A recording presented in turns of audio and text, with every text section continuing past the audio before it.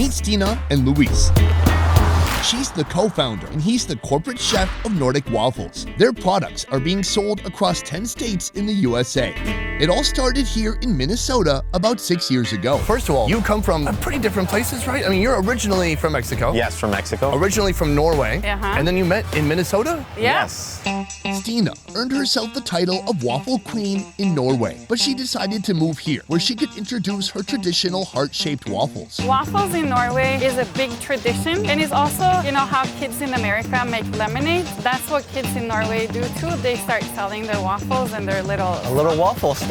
I love that. If you do that here, you will be arrested by the police if you do not have a permit. Eventually, she met Luis, and together they're making waffle magic. Here, they offer waffle toppings you won't find in Norway or anywhere else for that matter. Breakfast waffles, a s'mores waffle, even a smoked salmon waffle. With my vision of creating a revolution with waffles, which we in Nordic Waffles call the Wafflelution, it became a little hard to stay in Norway and do this because people wouldn't try it and they wouldn't eat it. There is a culture. If you stand out or if you do something while you become somebody, you should hide. You shouldn't really show it. Well, look, the USA is pretty much the opposite of that. Yes. Can you talk about some of the standout items on the menu? Chicken and macaroni. Allow me to introduce the chicken and macaroni waffle. It sounds straightforward, but let's go deeper.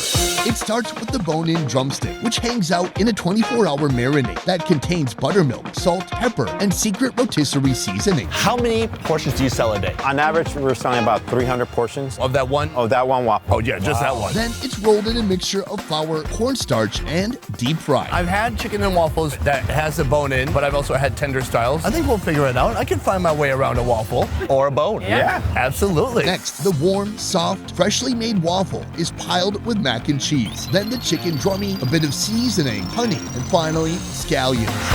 Calvin, we've reached our final location. One of the most delicious things I've seen at the fair so far.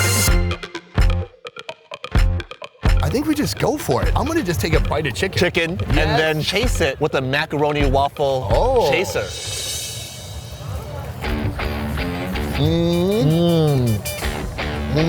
Oh my wow, what a combination. It is so crunchy. And then it's just a nice, meaty, juicy, dark meat. I like how he used the bone-in drumstick. It gets you more involved in the action. And then that glaze, that honey.